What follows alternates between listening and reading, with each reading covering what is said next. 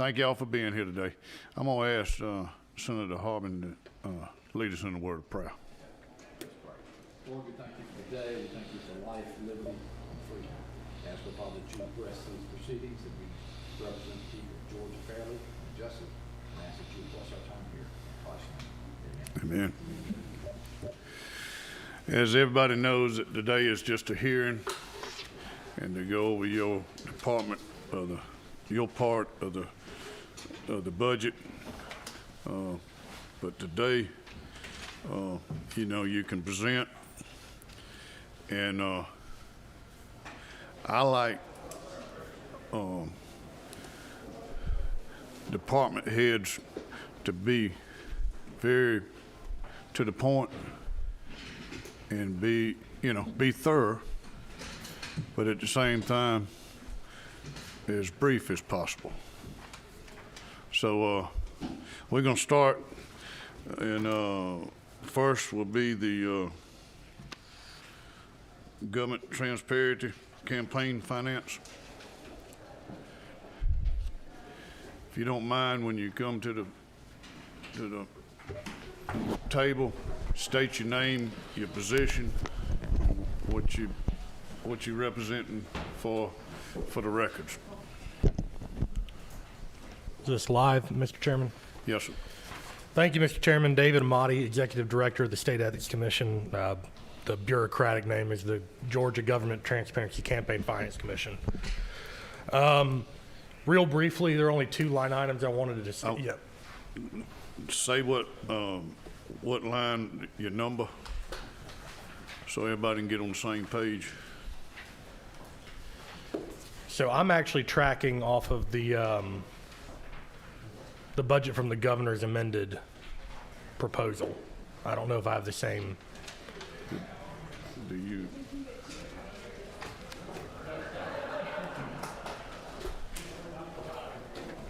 Yeah.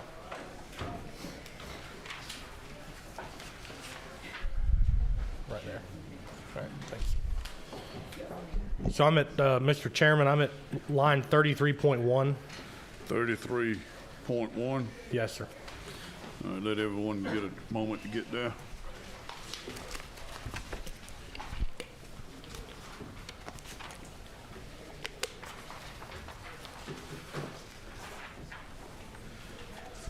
Okay, everybody there? So, Mr. Chairman, this is an increase of $121,171 to the amended fiscal year budget. This represents the funds for a $5,000 full-time increase for all benefit-eligible employees in my agency. That was proposed by the governor. The House, in their amended budget, approved that as well. So we're appreciative of that. Ask that be considered by this committee. Additionally, I have one that I'm proposing and requesting, line 33.2. That is an increase in the amended budget of $72,081.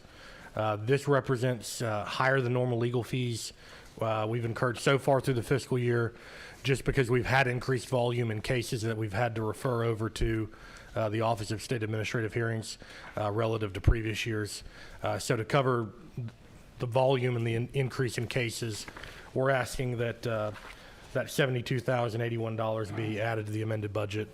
I've provided, I believe, the Senate office with invoices representing that increase in cases and legal fees over the past 6 months. This is a projection out for the next 6 months.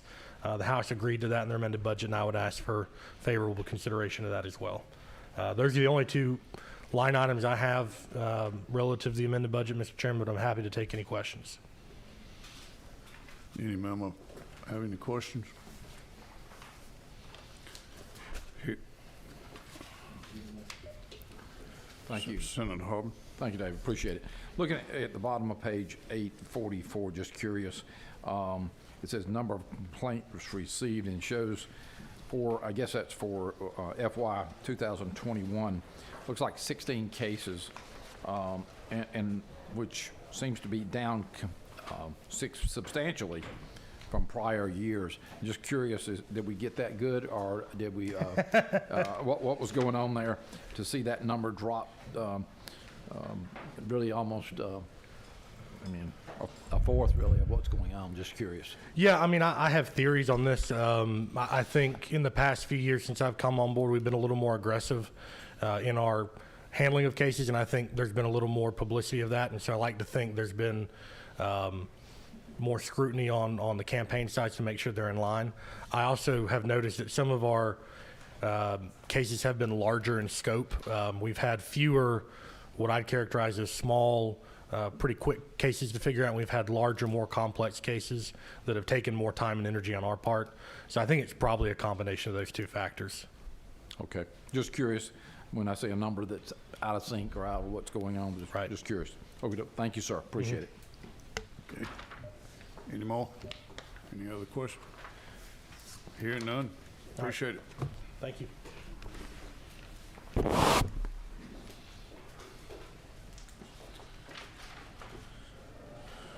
Workers' compensation.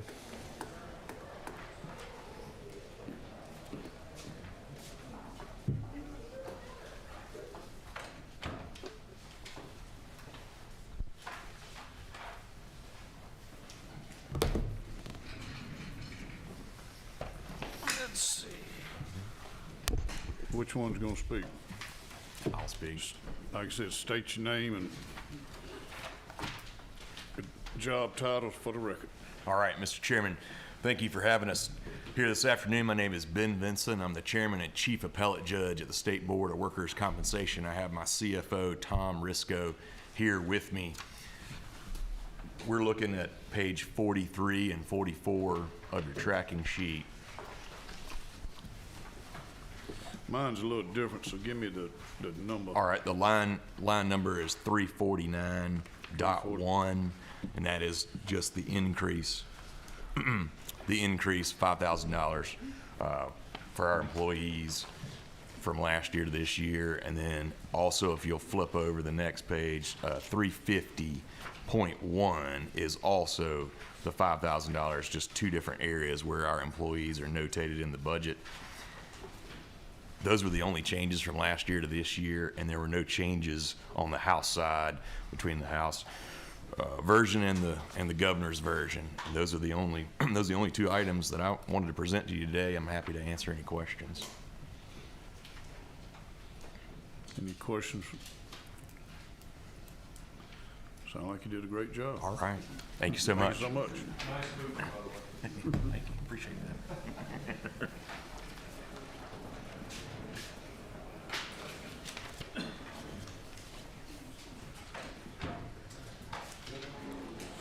Accounting office.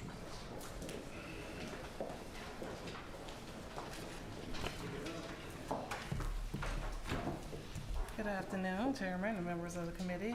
My name afternoon. is Geralda Hines, and I come to you for the first time as the State Accounting Officer. Awesome. So I have two items in the budget that I want to talk about on page 6 and 7. Both items 29.2, 30. 29.2. Yes, 30.1 and 31.2. All of those are the $5,000 salary adjustments, and we appreciate the governor's recommendation. And we have some highly skilled technical IT staff that make up a large portion of our budget that will appreciate this increase. And that is all I have. And I can answer any questions that you may have.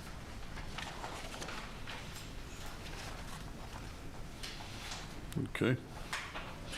Any questions? Here. Just a question, turnover within your department, and you mentioned technical issues, anybody with technical skills, there's a demand as far as that. What kind of ratio of turnover do you see? We've had about a 14% turnover. A large portion of our staff are retiring, and so we are actively filling those positions. Okay, hook it up. Thank you, appreciate that. Thank you.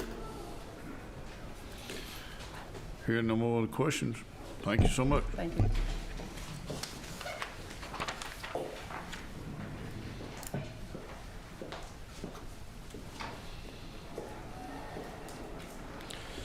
Administrative service.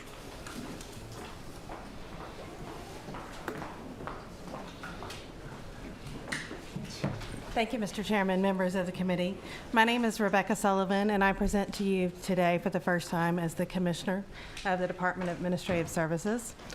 There are two items I wanted to mention to you today. Thank you for... Give us the number. Line 40.1 is the first. This is in DOS's Risk Management Services Division, Hold. the property program. Let everybody get to it.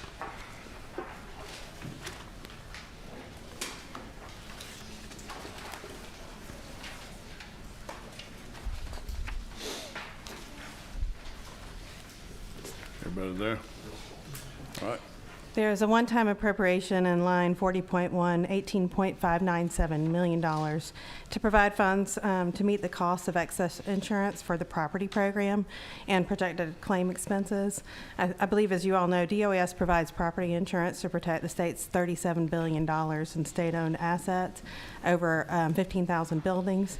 In FY18, and you do have a handout if you'd like to reference it, the total annual billings for this program were reduced by approximately $5 million and remained flat since then, except for a one-time state appropriation that was received in FY19, while expenses to the program have increased, particularly with respect to the cost of the annual premium for excess property insurance. That has significantly increased since FY19. So without additional funding to support this program, DOAS is projecting a $15 million deficit at the end of FY23, and the program trust fund will be balance will be fully depleted at that time. So the recommended appropriation in this line will allow DOAS to address that projected deficit and add a $3 million cushion to the property trust fund. This will also avoid any additional burden to the agencies through increased billing. So we strongly support that recommendation and would appreciate your consideration. The second line I wanted to mention is 40.2 in the workers' comp program. There's a recommended appropriation of $150 million to pay negotiated workers' comp settlements to reduce outstanding claims and associated costs. So over the last several years, the workers' comp program has been funded at a level only to meet the current fiscal year's obligations. And in 2017, at the Senate's request, the Department of Audits did a performance audit on the workers' comp program. And the results of that audit did indicate that the program was not adequately funded. While DOS has addressed all of the operational recommendations that were outlined in that audit, we have not yet been able to address the funding issue regarding, there was a suggestion to secure funding through the legislative process to settle claims. So DOS has taken steps to drive down costs for the program through increased return to work, our comprehensive loss control program, agency self-assessments, yet the costs of the program have risen across the board. Right now, we have about over 4,000 open claims with an outstanding future liability of about $861 million. So the recommended appropriation in the amended budget will greatly help us in resolving this issue and improve the overall financial health of the program. Our intent is to use this appropriation to settle targeted claims, approximately about 700, to drive down the outstanding liability to the program and avoid costs in the out years. So again, we would appreciate your support of that appropriation, and I'm happy to address any questions. Do you have any type idea of how soon this will help you speed up the claims? So our intent would be to start moving on settling claims immediately as soon as this appropriation is approved, and to do it as quick as possible. Our Risk Management Division has already done a lot of work to prep for this and to formulate the request. So we are raring to go as soon as it is approved, sir. Okay. Senator Payne. Thank you, Mr. Chairman. Thank you for being here. What exactly are you mentioned targeted claims. So could you allude to that a little bit more? Yes. So we have about 4,000 open claims, and we do put those claims into different buckets depending on what they're for. If there's medical only, or medical and lost time, or catastrophic cases, which are those where employees do not meet their maximum medical improvement for over a longer period of time. So we looking at the most expensive claims, where we can get the biggest bang for our buck. If we can resolve those claims, what's the biggest benefit to the program in out years? Okay, thank you. Senator Harbin. Thank you, Mr. Chairman. Just a couple of things curious about retention level of the state for property claims. What's the retention level that the state maintains over the excess coverage that they carry? So it's $1 million for most claims. For wind claims, it's $15 million. 15 million? Yes, sir. Excess cost. I'm also in the insurance business. Just curious what type of increase you saw on your excess cost, just from a standpoint of the marketplace for y'all. It is definitely a hard market, has been for about the last 3.5 years. Our team works really hard to get the best premium that we can, but we have seen our premium go up for excess from $14.8 million in FY19 to $26 million in FY23, and we are projecting another increase next year. Okay. Yeah, property has taken a hit Yes, across sir. the board from that standpoint. Last question, just curious. EPLI, employee practices liability, does that fall into your group here? It's not, I don't see a breakout of it, but that's a big part of what we see in business as far as that. I would say that that is a part of our general liability program. Okay. We have both two different trust funds within the liability program. One is for tort claims, and the other is general liability that picks up your federal employment claims. So most of those claims will come under the GL policy, which is a part of the liability program. Okay. Just curious, same type of, we're seeing not only property but GL issues. And you had from 14 million to 26 million on property. You're seeing that same type of on your GL issue. We are struggling with premiums for excess insurance across the board for the insurance market. Okay. Okay. Thank you so much. Appreciate it. Thank you. Hear none. Oh, Just one quick question. Yes, what sir. number you? Talk a little bit about surplus What number? property. What number you? 6. Surplus property, and kind of, you know, I was reading here where it's either sold to the public or it's destroyed and so on. How does that process work? And are we being efficient in that process?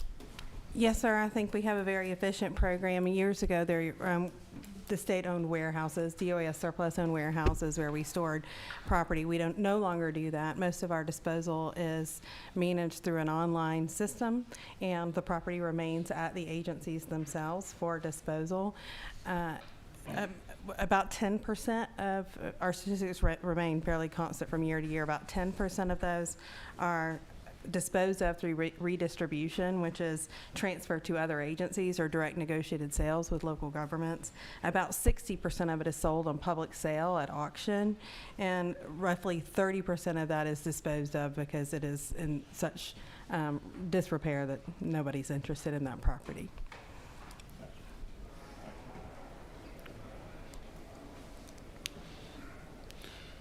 Any other question? Hearing none. Thank you. Thank you so much.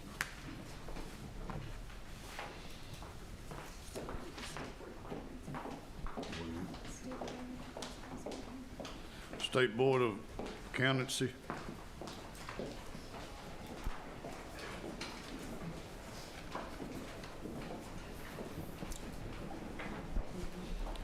Mr. State your Chairman, name. members Position. of the committee, my name is Paul Ziga. I am the Executive Director of the Georgia State Board of Accountancy. I believe I am addressing item 34.1 on the proposal for the $5,000 pay. 34.1. 34.1 Okay. for the $5,000 pay increase.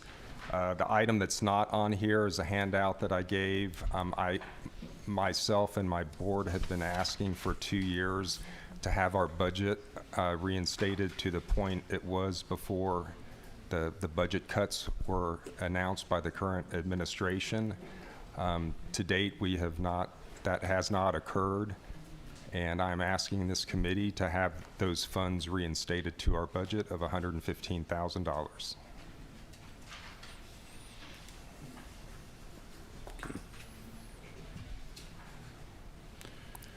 Any question? Hearing none, thank you. Thank you.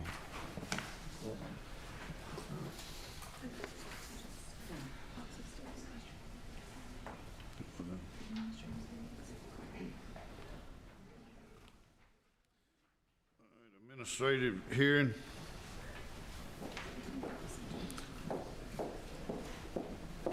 This is separate here. That one's.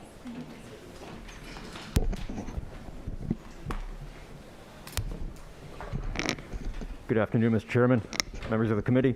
My name is Dominic Caprero. I'm General Counsel for the Office of State Administrative Hearings. With me, I have Mr. Grant Mintz. He's our Budget Director. We have just one line item to discuss. That is at 43.100. I have it as page 15 of 44 on the 43 what? 43.100. And that is the $5,000 pay increase for all full-time benefit-eligible state employees. And we are very grateful for that, and we're sure our employees are. That is the only line item in this budget, but we ask for your favorable consideration, and I'm happy to answer any questions at this time. How many is in your department? How many? We have a total of 30 employees. I believe 20 of those are full-time. What's your percentage of turnover? Unfortunately, I don't have that information at this time. However, I am happy to get that to you. We could provide that, Mr. Chairman, later today. Thank you. You're very Any welcome. other question? Thank you. Thank you. Thank you.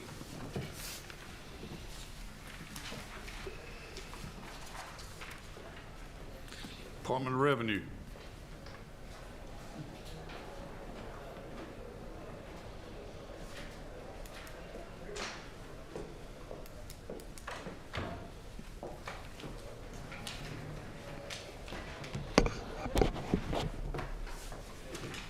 Did you bring us any refunds today? Come in, file early. Good afternoon, Mr. Chairman and members of the committee. Thank you for having us here today. I'm going to just go straight State your name, into. dear. Oh, Robin Crittenden, Commissioner, Department of Revenue. Thank you, dear. I'm just going to go right into the tracking document, What line? starting at line 289.1. There are actually 8 lines in our budget that reflect the $5,000 salary increase. Those, and I'll just read those to you. 289.1, 291.1. Hold on, just let us get there. Okay. Everybody there? All right. So that is reflected at 289.1, 291.1, 292.1, 294.1, 295.1, 296.1, 297.1, and 298.1 for a total of $5.6 million. That is the $5,000 increase for all full-time benefit-eligible state employees. The second item that I wanted to bring to your attention is on line 292.2. 290 what? 292.2. This is an addition of $136,000 to I'm sorry. Go ahead. Oh, I thought you said stop. This is an addition of $136,000 to reimburse local government services program for the fireworks funds that were distributed in early October in accordance with OCGA 48-13-131A. And then the third item that I wanted to bring to your attention is on 298.2. And the House included a yes for the use of $1.6 billion in prior year undesignated state fund surplus for a one-time additional tax refund for tax year 2021 in accordance with the provisions prescribed and passed by the Georgia General Assembly for tax year 2021. And that concludes the items that we have. I'd be happy to answer any questions.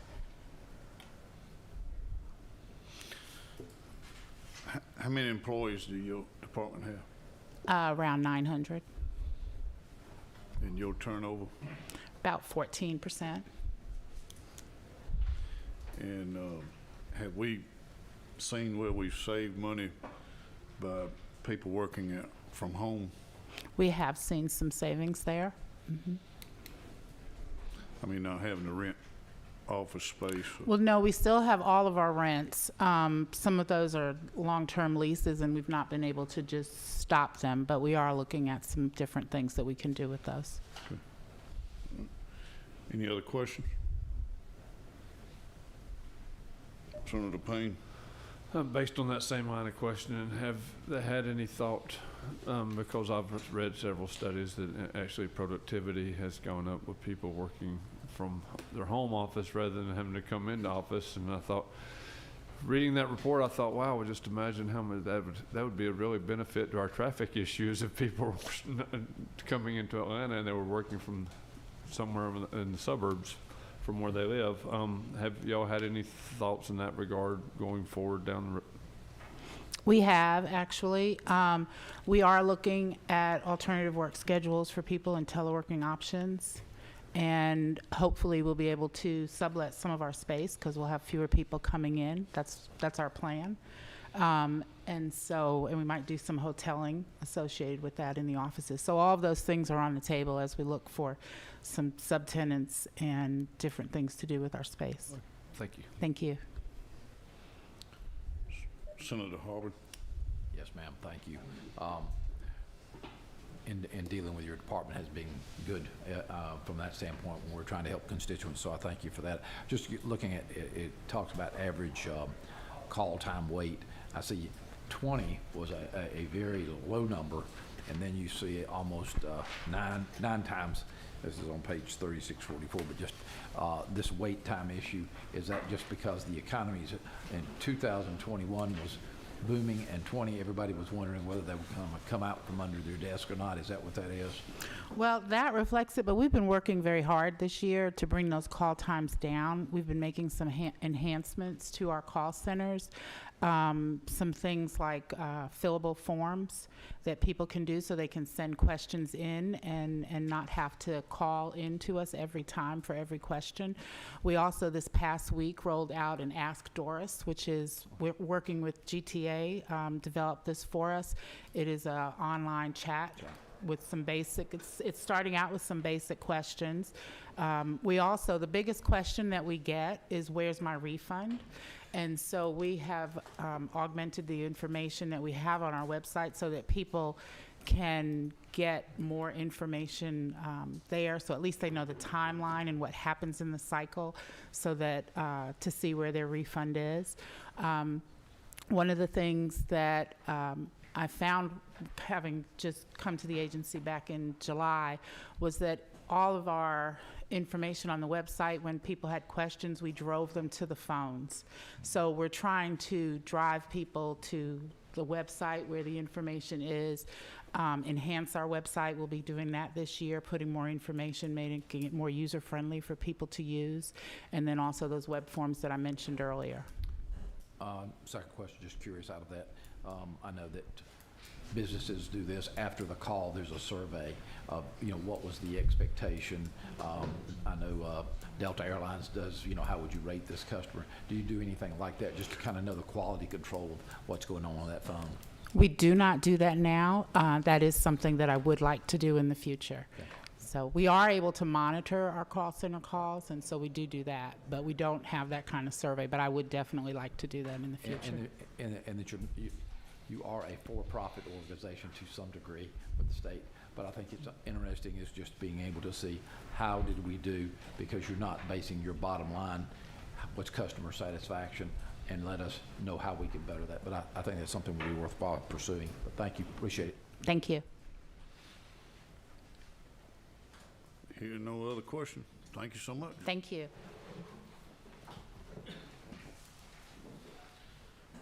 State properties.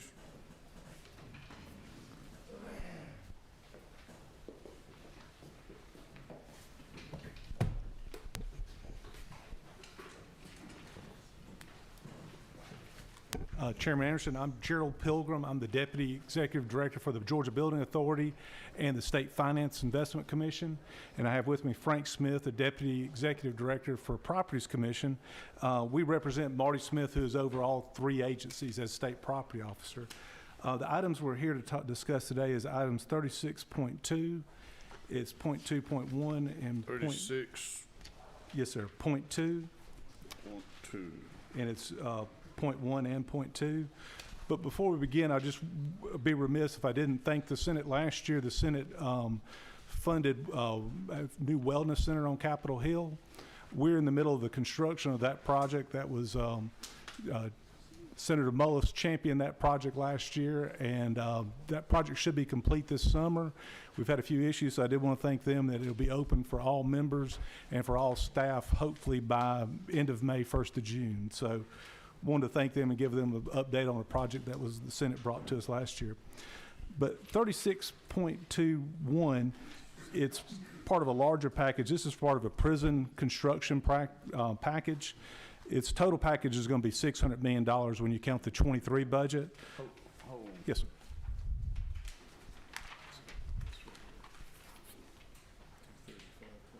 $235.1. Yeah, this. I'm sorry. Let me let you know, this is the Senate, not the House. My mistake, sir. I had the wrong document in front of me.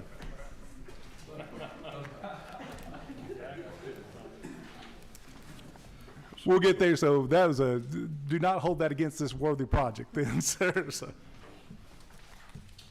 What, you say 235? 234. 234. It's 234.1.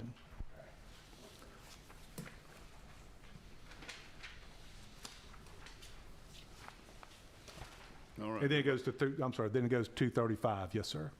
My apologies.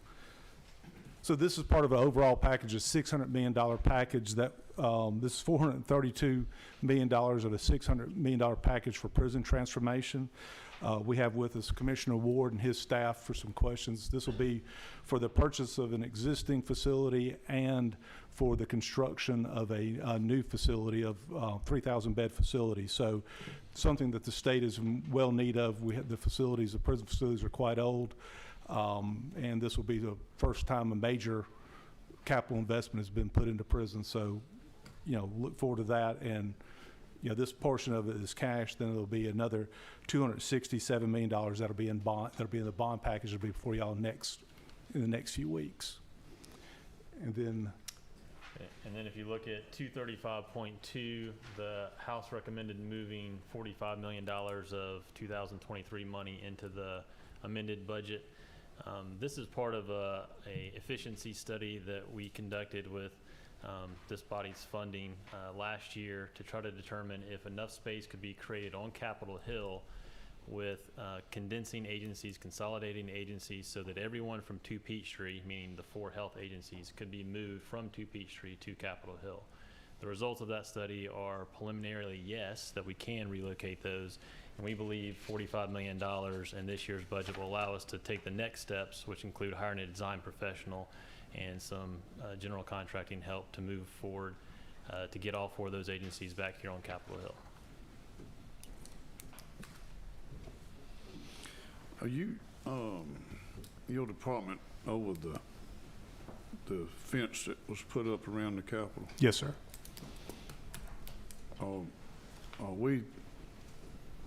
What percentage of that is complete? The fence, it would be 99.9%. There's a couple of little minor touches. There's handicapped accessibility. There's supposed to be some closures. They've had to rework the closures and a little bit of painting. So we're practically complete. Did that come under budget?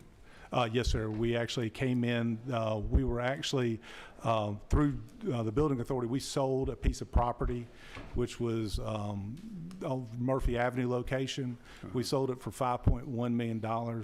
The Building Authority Board appropriated $5 million of that to go toward the fence, and we're right at $4.6 million for the fence, the walls, and the command center. So, and the other security improvements for that, so. Okay. What number? 6. Yes, sir. Thank you for being here. 2 questions. One, on the state prison facility transformation, is that tearing a prison down and building a new one, or is it remodeling it, or is it? Would let the commissioner Okay, well, come up, but the well, thing let's, is, let's do that next. The next question is really, Frank, for you, is, you know, we've been working on since Governor Deal was here, closing Mitchell Street here, across the street. I mean, just in making a landscaping and having those things that come out of the ground, what do they call those? Bollards. Bollards. Yes, sir. And I know now we've got those Barricades. barricades. When are we going to just go ahead and close it down and do the plan we want to do, and you know, do the landscaping and make it look nice and so on? It looks like we're never going to reopen that street. The city of Atlanta agreed to give that to us or whatnot. the city has, it was vetoed, and the mayor Correct. veto was overridden, but the law department has never signed back over that. So the new mayor actually voted in favor of giving it to the state, so we hope to have some progress with that with the new administration. That is something that we're working on and hoping to have with them, that would be one of our priorities, to get that. We put the bollards down at the barricades at the bottom of the street. Correct. Because it is too dangerous to open up, and the city's not giving us any pushback. So hopefully within the next few months, we will have some major progress with the new administration. You know, because that was the only thing we had not done from Homeland Security, if I'm correct. I think there were like 35 or 36 yes, sir. things we had to address, and that was the final thing. Yes, sir. I'd like to see that addressed. I know we've closed it off, but I'd like to permanently close it off and permanently have it landscaped and really look nice. Yes, sir. And, Thank you. And any help that we can get to help lobbying the mayor's office to get the law department to move from the city, we would be very helpful. We're ready to move. DOT you've been very helpful with the DOT to help get that done, Okay. Senator. So thank you. Thank you.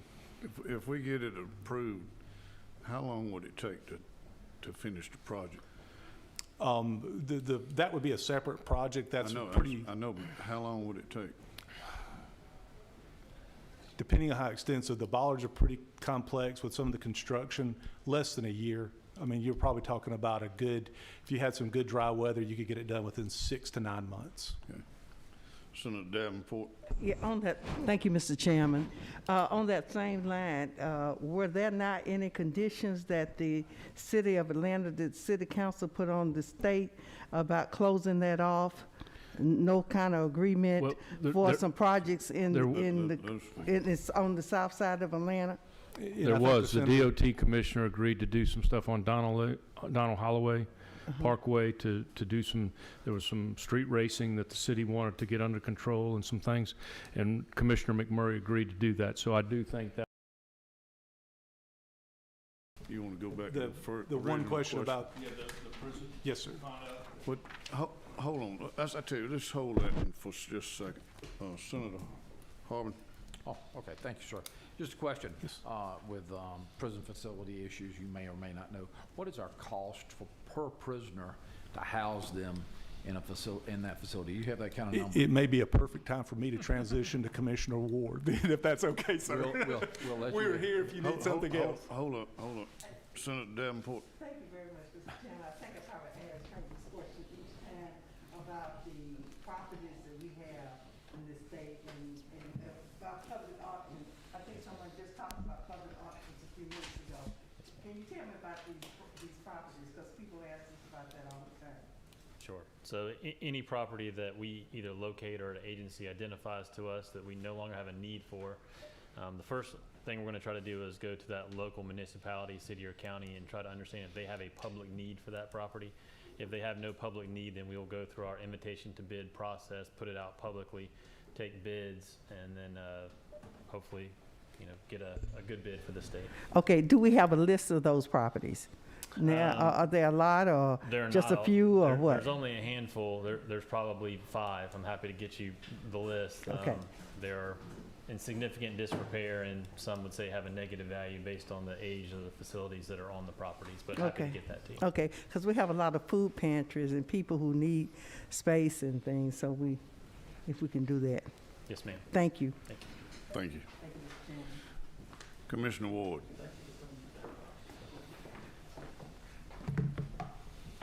How y'all doing? My name is Timothy Ward. I'm the Commissioner of Georgia Department of Correction. This is Alan Watson, my Chief of Staff. The question about the funding for the facility purposes of $432 million. That's for the closure of Georgia State Prison. Georgia State Prison was constructed in 1931, almost 85 plus years old. Goal there is to repurpose that facility, not tear it down, because Georgia State Prison has a historical value, so we're going to repurpose that facility, but repurpose it without offenders in that facility, and build a facility in the Tatnall County area down there, and also lease another facility around the state. Senator Harbin, your question. I was just asking, do you have an idea of the cost from a rural? I know you've got guards and foods and stuff, but just the cost for an inmate as far as that, for a place to stay or a place for him to house. Is there any kind of number that you put there? $65 per day per inmate. $65 per day per inmate. Yes, that's roughly about what, $19,000 a year. Yeah, I think you're right. Yeah. Okay, and that's just the real estate side. That is not food, or is that? That's everything. That's the total cost. Total cost. $65 a day. Healthcare, everything. Okay. In the last, say, 10 years, has that number increased by what percent? Stays pretty stable. And this is my CF. He was my former CFO, so he knows those numbers backwards and forwards. So it's played pretty stable. One of the issues that we're facing now is, again, a more violent offender in our system with an aging infrastructure. So that cost, if we don't do anything right now, that cost is going to continue to rise. So hopefully what we're doing now is going to prevent that from rising. $55 is for 65. all- 65. 65. 55 sounds better, but I know. But 65, is that all prisoners?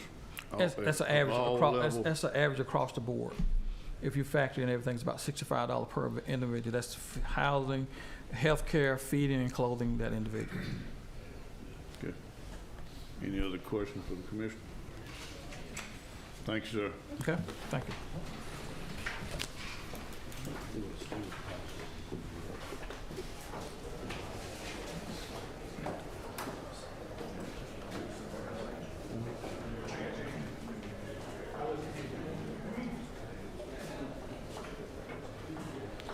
Department of Audits.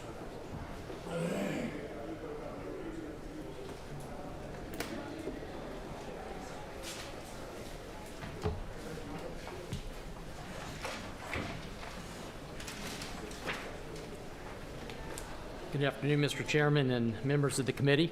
I'm Greg Griffin. I'm the state auditor, and we are going to be looking at page 3, or section 4, starting with line 8. What number? Line 8. Section 4. I'm on page 3 of 44. Yeah, but you give me the 44? No, page 4. Page 4.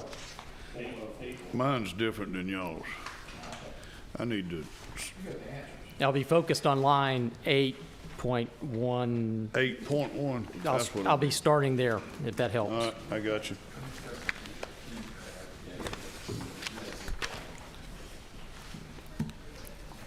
Very good. Now I'll just jump right into the budget. And there are two parts to our budget request. And since we are a legislative agency, the House has to add any statewide changes to our budget. So one of the items is the $5,000 cost of living adjustment that was recommended by the governor and also from the House. You can see those additions to our budget on lines 8.2, 9.2, and 11.2. And those will total up to about $1.4 million. And then our budget also includes an ongoing request to address some critical workforce issues related to attraction of new talent and the retention of experienced staff. And for transparency purposes as well, again, We're a legislative agency. We submit our budget to the governor. He has to carry that budget forward into his recommendations.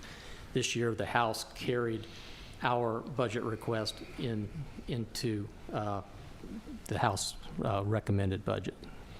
But those are our budget requests. And the amount that's in there in the tracking document is about $696,000. It's for salary adjustments effective April 1st. And so you've got about 1/4 of an annualized impact of the budget, impact in this budget that we've recommended or requested in our FY23 budget. But you'll see the $696,000 in lines 8.1, 9.1, and 11.1.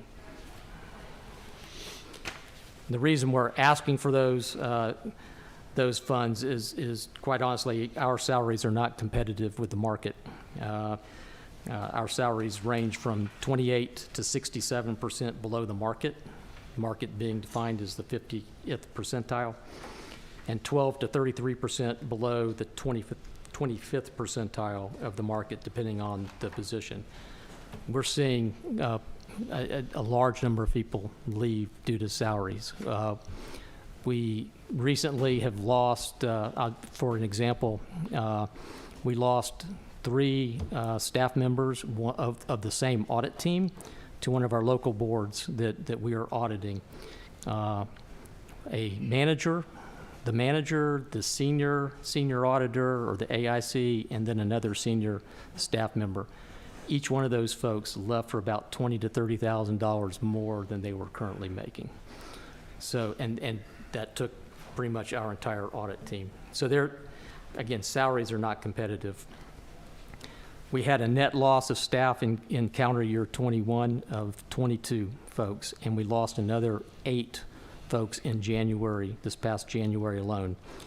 And if you look at turnover, we're at about 20%, which if you look across years, that might look average, but what's happening is we're not able to replace the people that are leaving. And so our net losses are drastically going up. So the gap between losses and rehires is getting pretty big.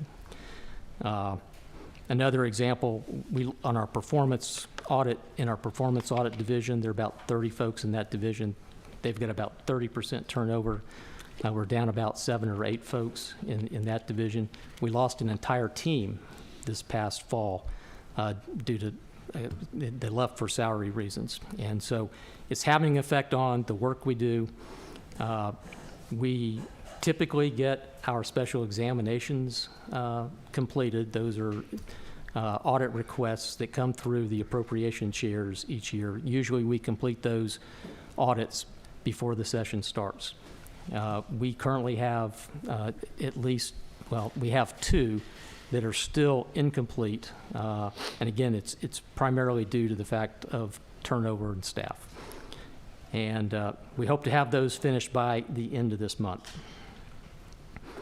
Last point I want to make is that we're losing key staff in our middle management positions.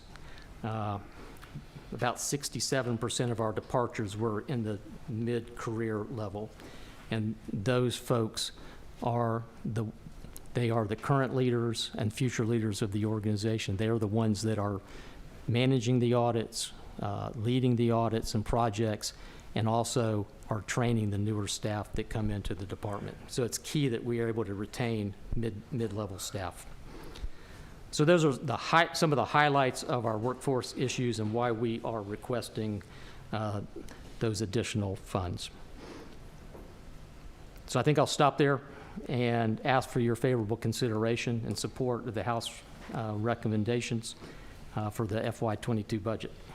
And thank you, Mr. Chairman and members of the committee, and I'll be glad to take any questions you might have.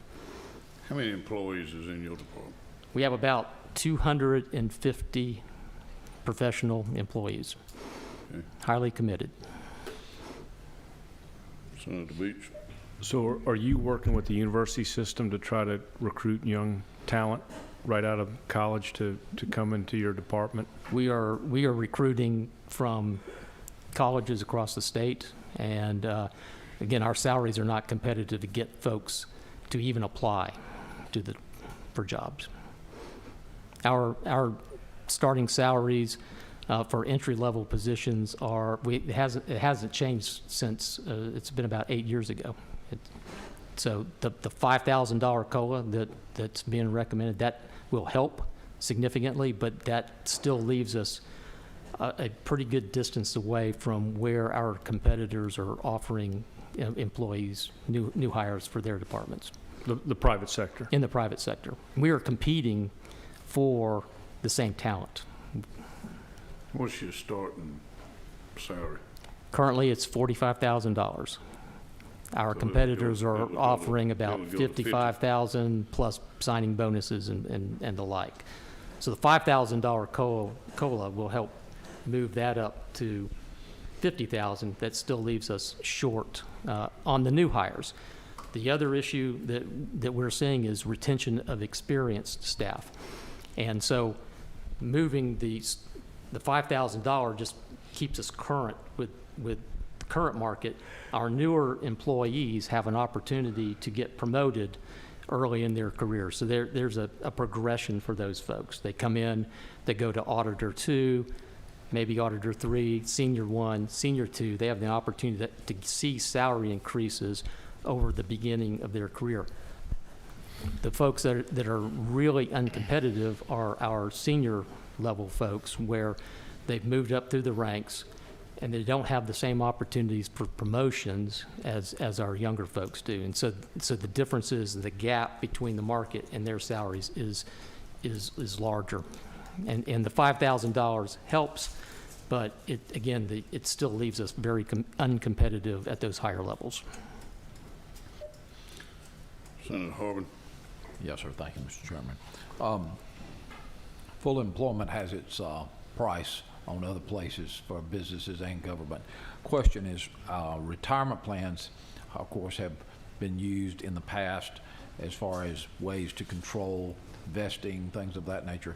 What is the current status of retirement within your department? Just curious what's offered there. We participate in the ERS plan. So again, whatever that, so we have a number of folks that are on the GSEPS plan. Anybody coming in is under the GSEPS plan, and again, the more tenured folks are under the new plan, the 2% plan. Yeah. Have you,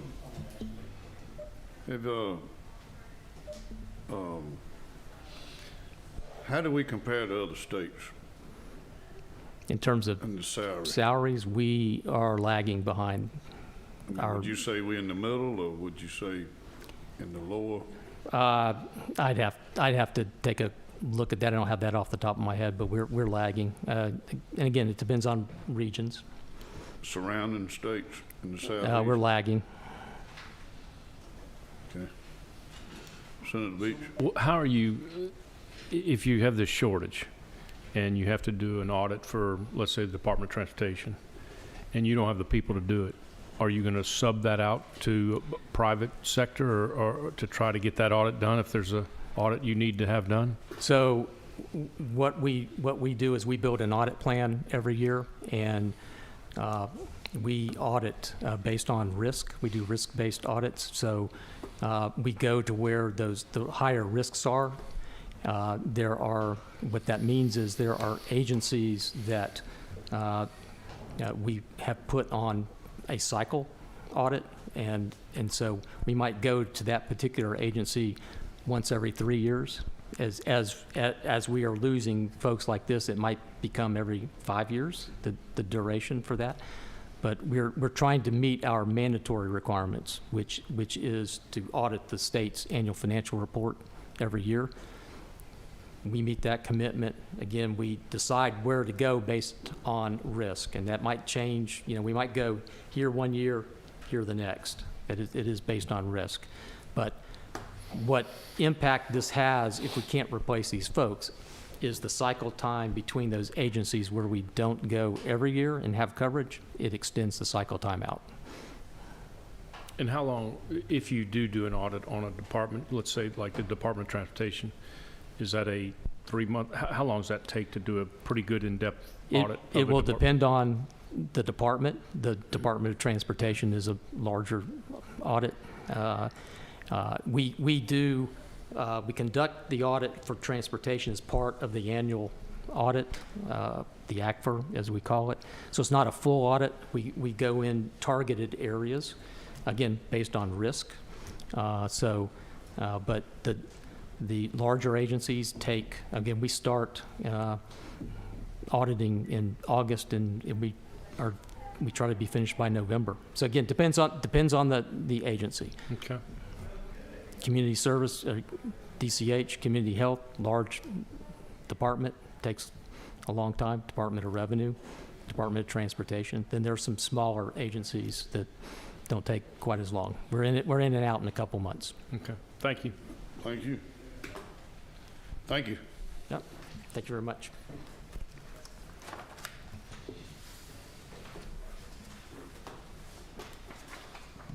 Banking.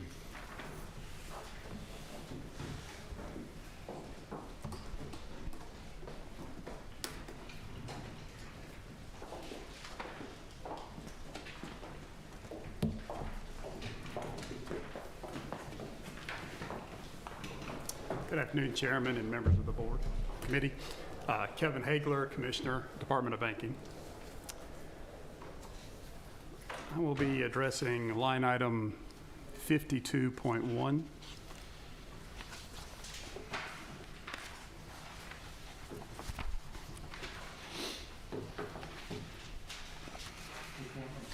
$52.1.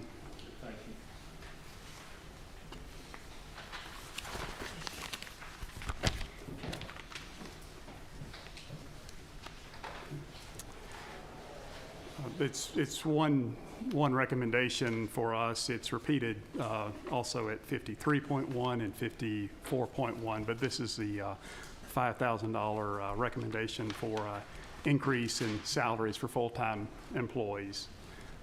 I will say that that would be incredibly well received with my team.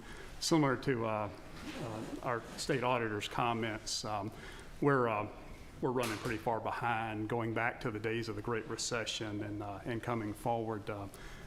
When we do salary comparisons, I don't really use the private sector, even though that would be valid, but we look at salary surveys from across other states.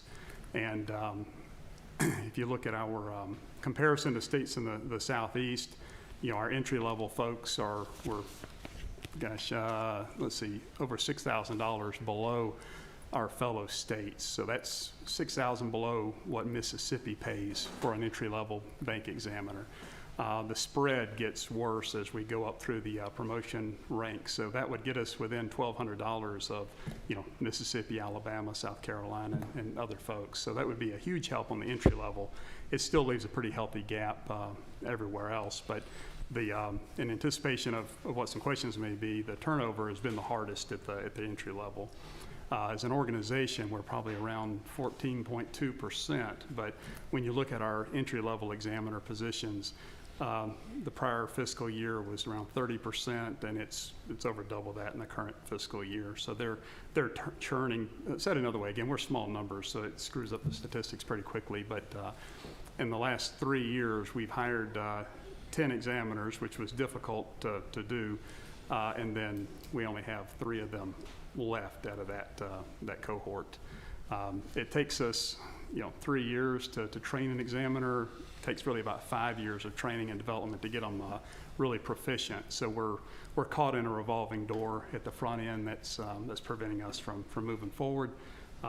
Folks like myself, senior staff, we've all got about 25 years of experience with the department, time with the department, the state. So what we're looking forward to is a situation where, in 5 years, all the senior management is eligible for retirement.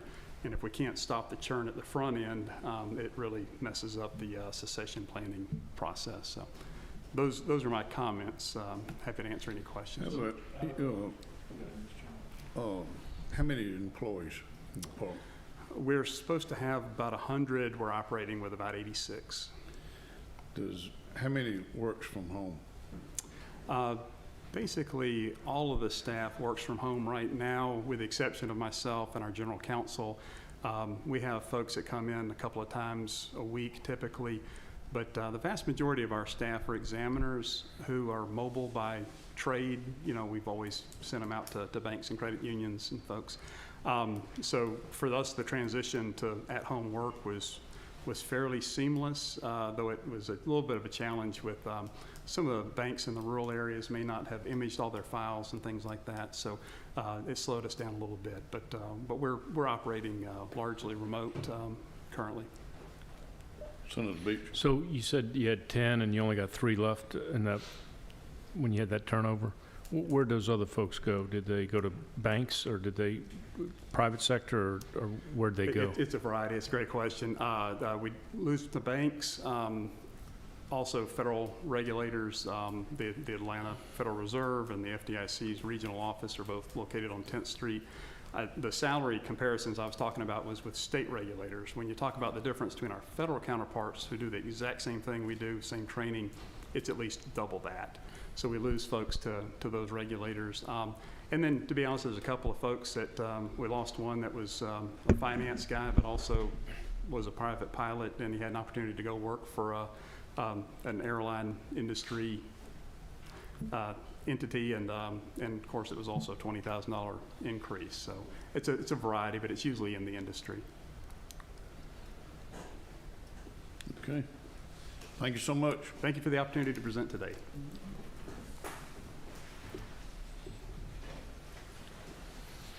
Commissioner Equal.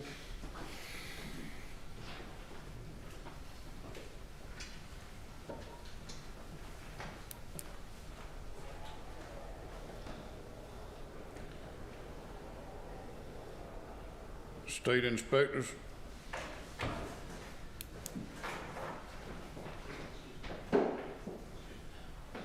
Nobody here for equal opportunity. Okay.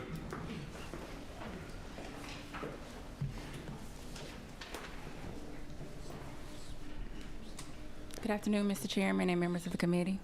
I am Alana Cross, the Executive Director of the Georgia Commission on Equal Opportunity, Office of the Governor. Thank you for the opportunity to be here with you all today. The GCO's budget begins on page 20 and also ends on page 20, and the line item number is 168.1. 168. Yes.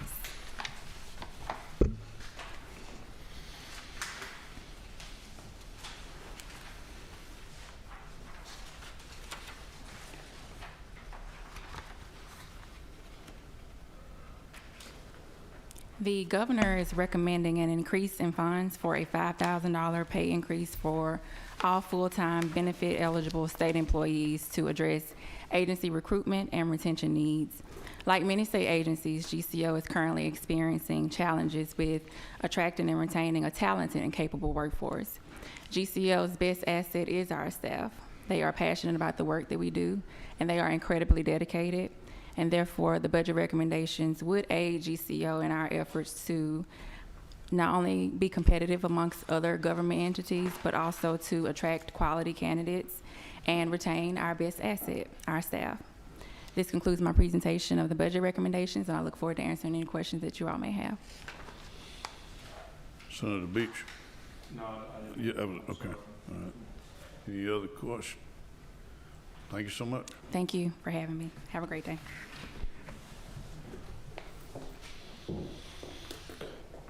Mr. Inspector.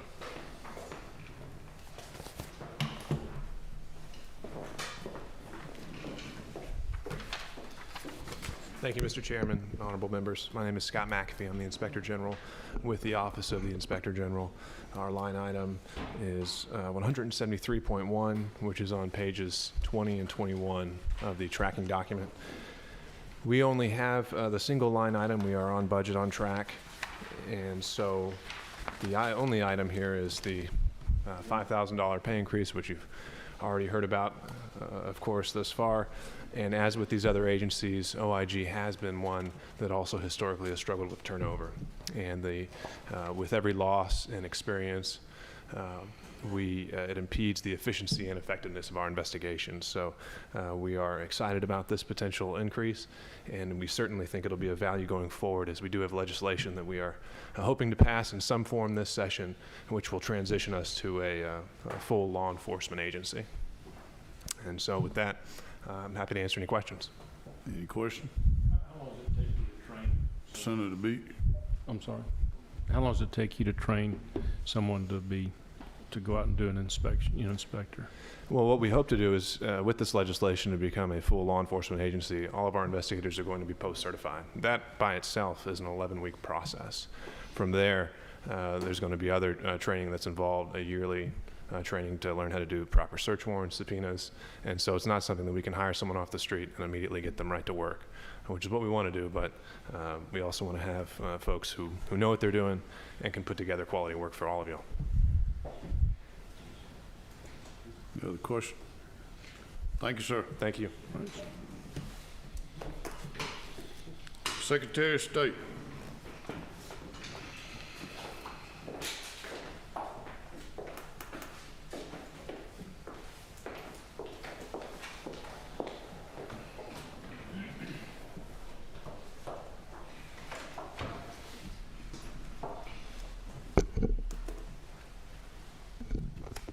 Good afternoon, Chairman, members of the committee. My name is Elisa Walker. I'm the Chief Financial Officer for Secretary of State. This is my first time coming before you. Usually it's Gabe Sterling, the Chief Operating Officer, but he's out due to surgery today. Just like many of the other agencies who've come before you, our largest item that's in our... What line?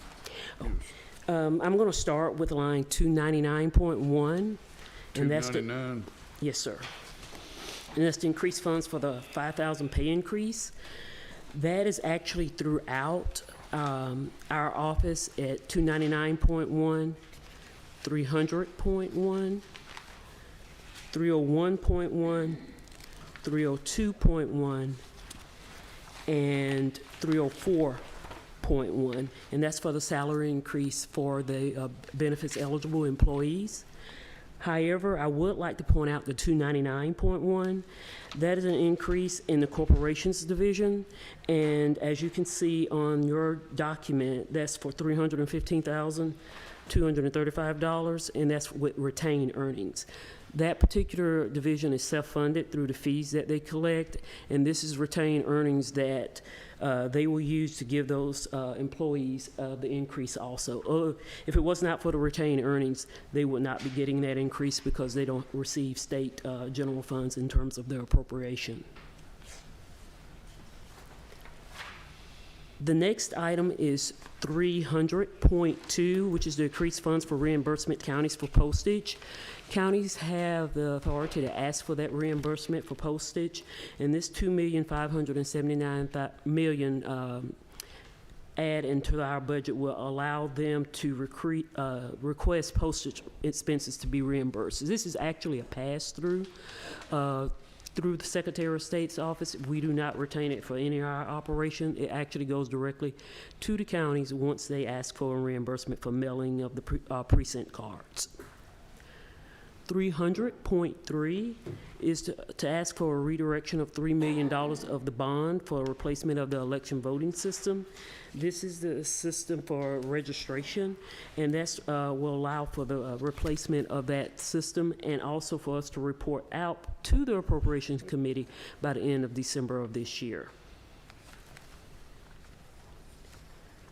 The next item is 301.2 in our investigations division, and that is the replacement of 23 vehicles for a total cost of $357,000.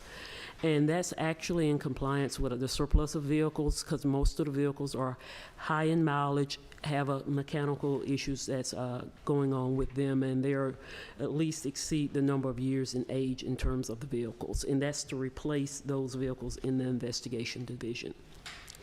Chairman, members of the committee, that pretty much concludes our request for the amended fiscal year 2022. I'm available for any questions that you might have. The 31.2 increase of, the replacement of 23 vehicles, Yes, sir. How many vehicles do we have altogether? I will have to get with our fleet management to get you that number of those vehicles in terms of total for the Secretary of State, regardless of whether investigation or in another area. I can get that for you, sir. Any questions? All right, thank you so much. Thank you. Thank you for having me today. They're not gonna be here.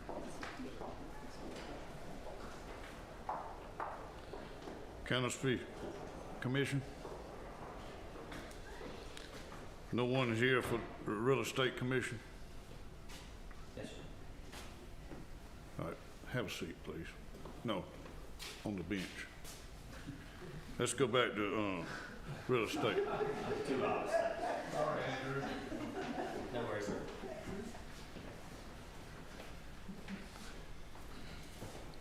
Morning, folks, or afternoon, sorry. I'm Lynn Dempsey. I'm the Commissioner of the Real Estate Commission, and the Deputy Commissioner is Mr. Craig Coffey here, and he's going to present our report. Mr. Chairman, committee members, we only have one line item, which is 306.1. Three what? 306.1. It's the increased funds for the $5,000 pay increase for full-time benefit eligible state employees. We currently at the Real Estate Commission have 24 positions. 21 of those are filled and 3 are vacant. That's been about the same since 2018. It's about a 12.5%. It's basically the same positions, the entry-level positions on either the licensing or the investigative side, and those are about $35,000 to $40,000 depending on what side you're on. So we've been having churn at the bottom as well, and it makes it hard to move people up the ladder into the middle, which usually happens about 3 to 5 years. If you stay, we can move you up if you're a capable employee. So we support the increase and take any questions you might have this afternoon. Any questions? Hear none? Thank you so much. Thank you. Thank you. Come on, Andrew.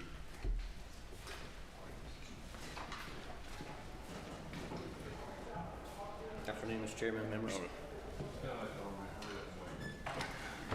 It's all good. I like your tie. Thank you, sir. I appreciate that, Mr. Chairman. Appreciate the opportunity to present before you. I'm Andrew Turnage. I'm the Executive Director for a relatively new state agency, the Georgia Access to Medical Cannabis Commission. We'll be looking at item 305.1 this afternoon. That is on page 42 of 44 on the tracking document. You said 305? 305.1, yes, sir.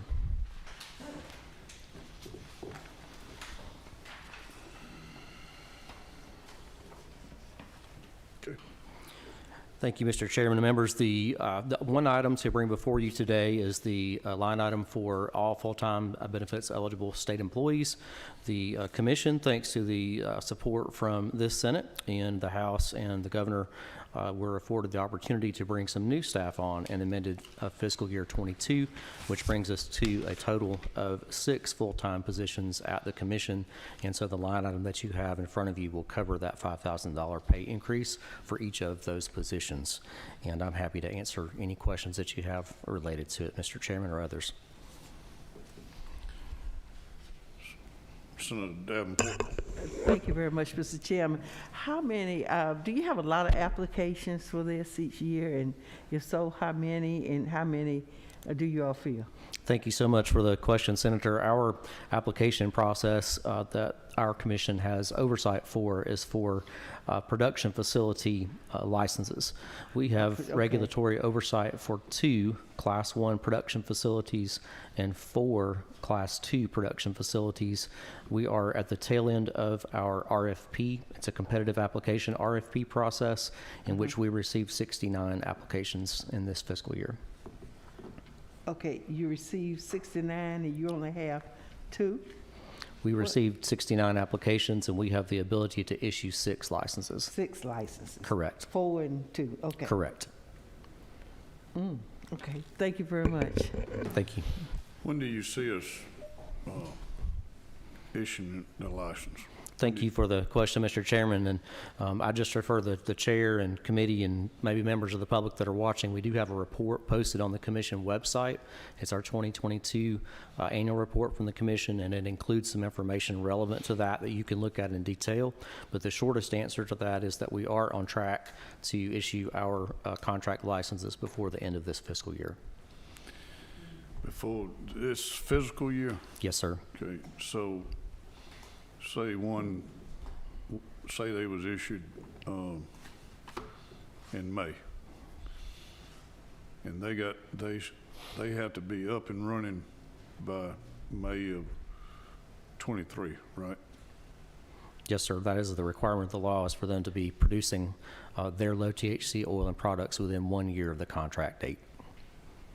Okay. Any other question? Hear none. Thank you. Thank you for your time. Happy Valentine's Day. Same to you, buddy. Thank you, sir. Well, I don't see nobody here from the insurance commission. Oh, there he is. Insurance commissioner. No, go. One more. Oh, I was just watching and learning, so. Thank you, Mr. Chairman and members of the committee. My name is John King. I'm the Georgia Insurance and Safety Fire Commissioner. Thank you all so much for allowing me to come and go over outline our budget request. Next to me, I have Chad Davella, my financial director for our agency. Mr. Chairman, I'm going to ask you to refer, because I know you've given us some pretty clear instructions. But I'd like you to go to page 24, line 201.1. 201? Yes, sir. And as you all are going through your pages and looking for that, I wanted to thank this committee, because in the last year, you gave me the tools to help me revamp our agency. And I know I came and requested from y'all an initial investment to roll out our surplus line automation system. And that was a $125,000 investment from the state to get that system on board. And I'm happy to report that that system now is turned, we're now collecting over $13 million going straight into the state treasury as a result of that initial investment. And I wanted to thank you all so much for the opportunity, because before that, it was a self-reporting system. Agencies reported the surplus lines, and we were not collecting the amount of revenues that the state was due. And so thanks for trusting me with that initial investment, and I'm just happy to report that we've been able to turn out a pretty successful program. And so we're bringing $13 million, additional $13 million into the state treasury as a result of that. All right, now that wanted to start on page 24, as you see, line 201.1, it reflects just under $350,000 for pay raises and the benefit changes for our employees as recommended by the governor's budget request. On line 201.2, you will see where the House opted to take just under $970,000 in funds that we had raised internally from appointment fees. And I asked that you all would consider at least getting us a portion of those back, because part of our transition of getting away from manual and homegrown systems and getting our multi-year, getting our software and internal systems depends on that money so we can finish that project. And so these are additional funds basically that I'm requesting to be able to be added on. These are appointment fees, Mr. Chairman. So you asking for all of it back, or? Yes, sir, if I could get it, or at least a portion of it, just so I can finish up the system, finishing up the projects of getting those homegrown systems out of the network and because right now those systems are very susceptible to cyber attack. They're not secure. And so this is part of a multi-year revamping of our systems. We're having continuing discussions at the House, but I ask you all to consider letting us keep just this year so we can finish up those projects.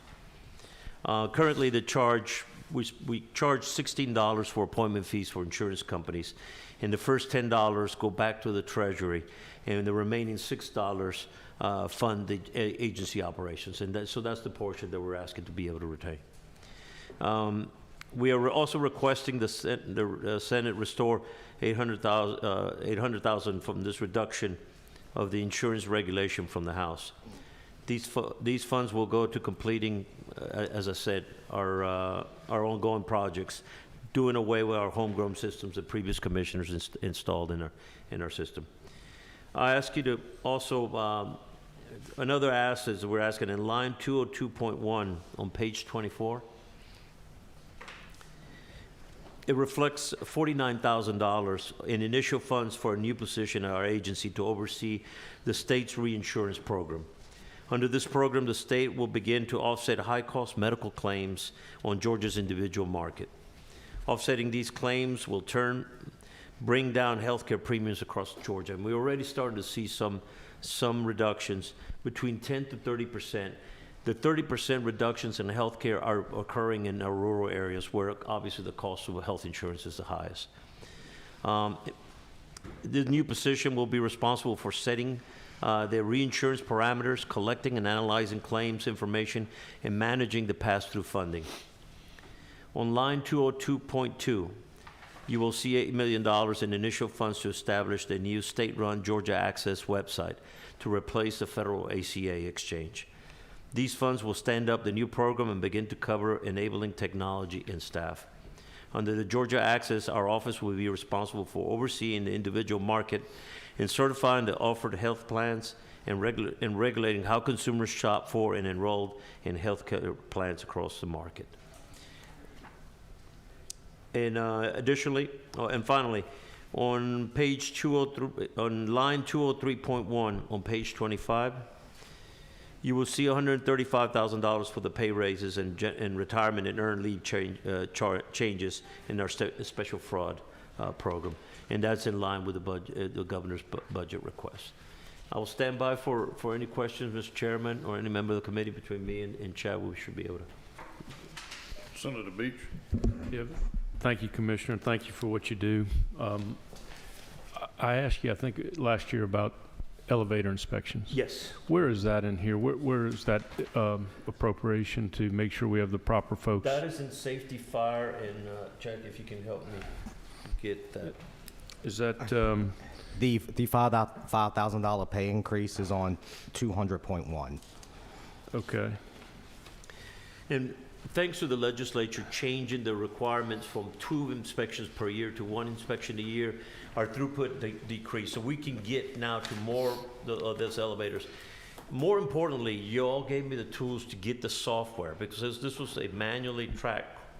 This is one of those homegrown systems that the agency did not have a good picture of how many outdo. Bless you.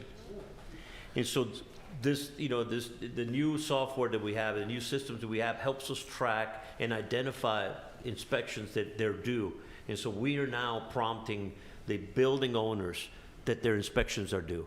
Obviously, a factor in this is the tragedy that we had here in the city of Atlanta with a young man, dying in an elevator, and that affected, obviously the family, but it affected us because obviously we see this, and we're having a very hard conversation with the owners of that building, whose responsibility was to get those inspections and repairs, more importantly. And so it's an incredibly tragic situation. We're working closely with the city of Atlanta in our fire marshal's office to make sure that we. So if you could just tell me, like, if there's an 8-story building in Midtown and they have elevators, it's their responsibility to get the inspection? It is their responsibility to reach out to us and make an appointment to get our inspectors. Okay. We now have the software where we will be able to track where those folks that haven't called us, and so we will now prompt them. But they still are required by the code section to reach out to our agency and make the appointment to get the elevator inspected. I see your name in the elevators a lot, so I know you're hitting them. I see your little card in there. So good job. But anyway, thank you. I just think if you don't see my name on the elevator, take the stairs. Yeah, I just think it's an important issue. Yes, sir. And it is very. It's not a sexy issue. It's not something anybody thinks about, but it is a safety issue. It's absolutely. And And we've done, and our communication strategies reach out to statewide to make sure that people understand their responsibilities. And so we're making a big, in part of our education process, and of course I'm bragging on the 2 additional safety educators that we got on our agency. Now we're reaching across the state, and that is part of that process of informing communities. And we're assisting local fire departments in this education process, and that is one of those initiatives that we got. Thank you. On the same line of thought, Commissioner, can you get the inspector to see why the elevator for the General Assembly members is so slow? I'm not gonna say that. I'm not gonna. All right, Senator Harbin. Yes, sir. Thank you, Mr. President, Mr. Commissioner.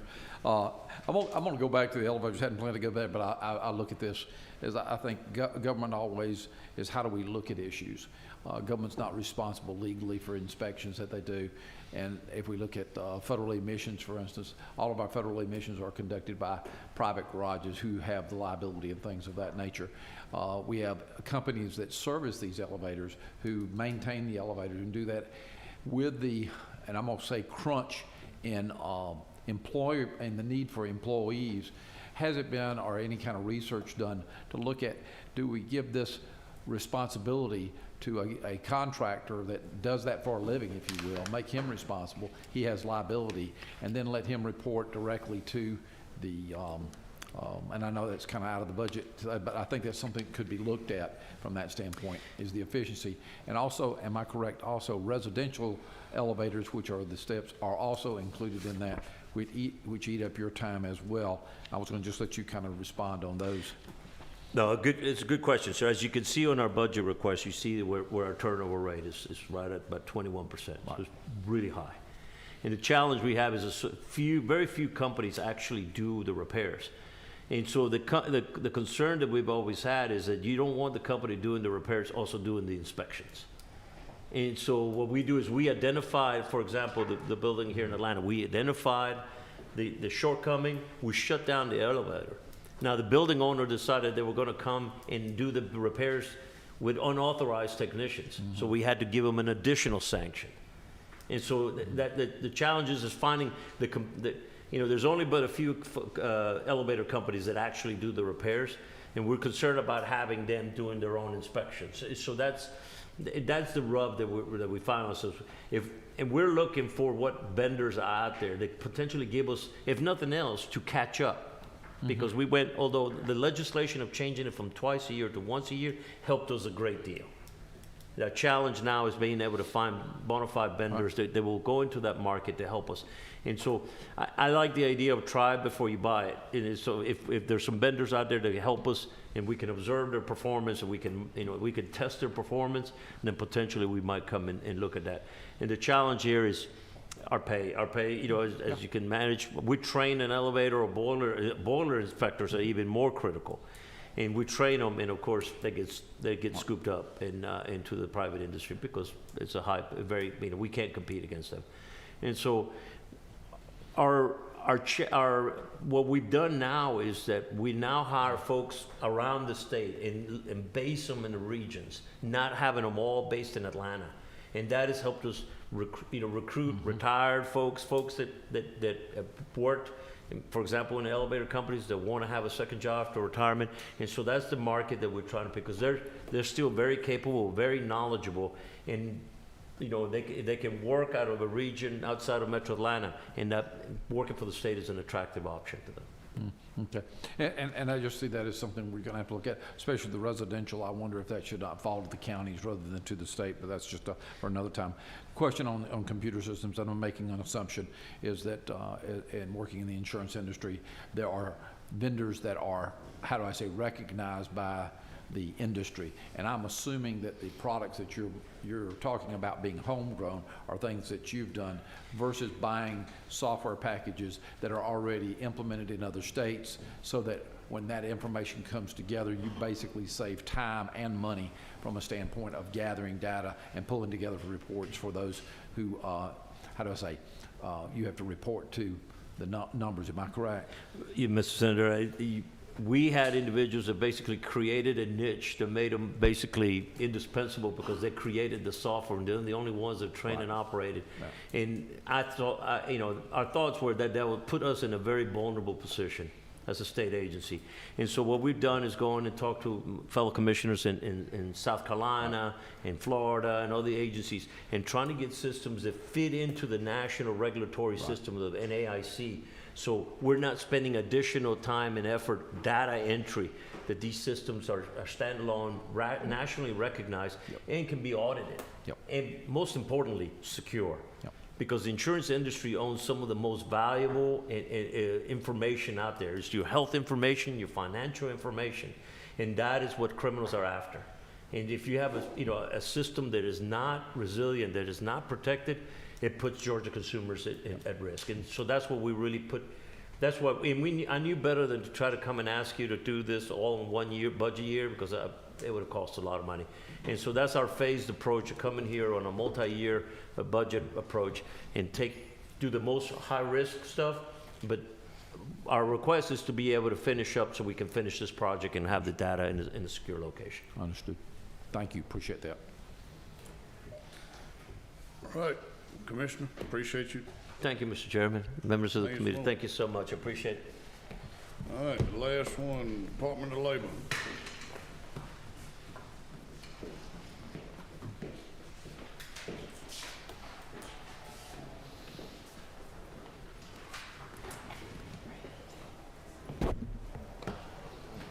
Good afternoon.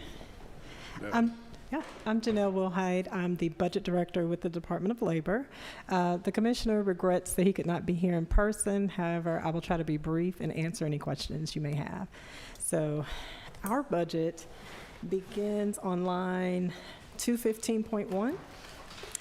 And the main item that I want to bring to your attention about our budget is that the recommendation thus far includes $310,000 for the $5,000 pay increase for each employee. However, the full cost of our increase is actually about $5.8 million. So, although we're appreciative of the recommendation, not having support of the full cost impacts our ability to do other things, such as filling and retaining. So our main ask is that this committee give favorable consideration to adding funds back into the budget to help fund that increase. And that concludes my presentation. Okay. Senator Davenport. Thank you very much, Mr. Chair. Good afternoon. Good afternoon. Can you tell me about the backlog that you all have? We still have constituents calling our office for us to help them. And when our administrative assistants try to help them, it takes away from our thing. So can you tell me about the backlog that you all have? How many people or how?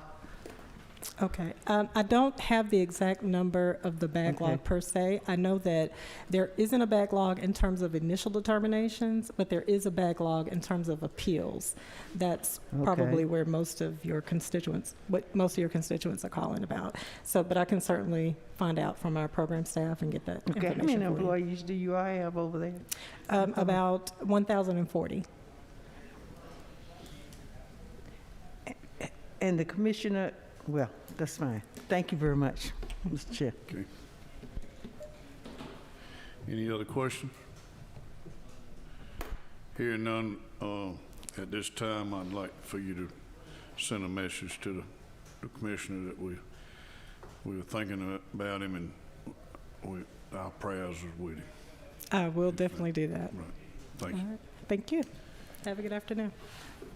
All right. Ladies and gentlemen of the committee, I thank y'all for being here and being patient, listening to everybody. At this time, we stand adjourned.